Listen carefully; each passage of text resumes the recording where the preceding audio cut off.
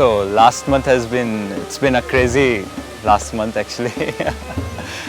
With a lot of activities happening in the ashram, like celebrations were happening, Cauvery Calling was full on, and we had our own monthly meetings, weekly meetings, and to keep up with the whole schedule was itself is a task actually.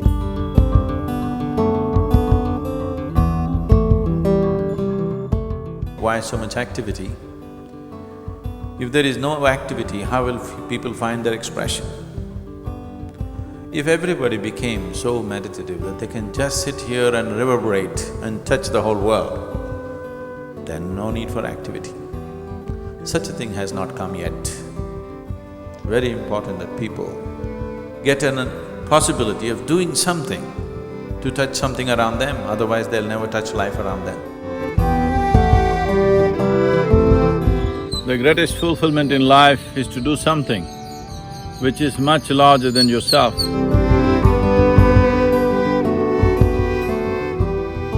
I'm a Kannadiga, so I'm helping with Cauvery Calling Kannada stuff. I'm helping design posters and hoardings and banners. I feel very proud of the fact that I get to be a very small part in a huge campaign like Cauvery Calling. For me, it feels like I'm giving something back to my own state, which I never had the opportunity to do before. So initially when Cauvery Calling was announced, I remember being at home and I was like, okay, this is a social cause. I have never been associated with any social cause throughout my life, so I thought, okay, this is for others, not for me.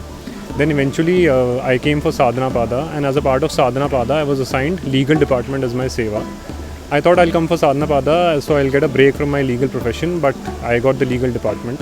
So as a part of the legal department's work, we were supposed to do a lot of proposals and agreements relating to Cauvery Calling, and it was intense work. And I was just amazed the level of activity we were putting in, and after that I had so much energy. Never at my place or at my office I've felt that level of energy. I think it's His grace which made it possible, and it has been wonderful.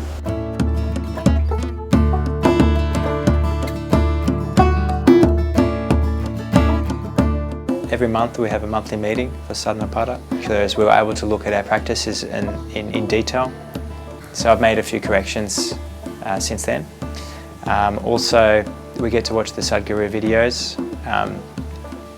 And I find with Sadhanapada is there's a general trajectory on how we will grow over the next 7 months. Everyone will grow different, but generally you'll grow in a certain way.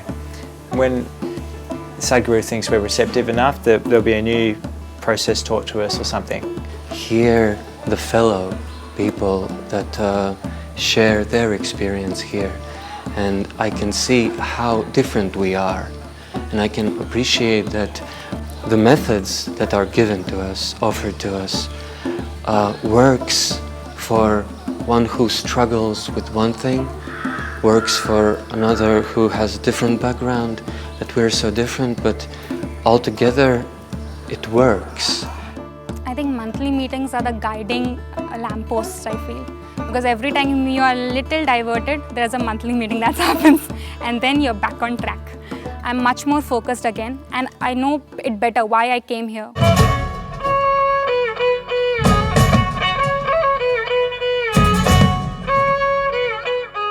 When certain people approached Krishna and asked, "Oh Master, what is the way?" They say, "You are a deliverer, so what is the way for us?" Krishna looked at them quizzically and said, "What is the way? I am the way." The whole idea and the whole process of what Krishna did was to celebrate the ordinary.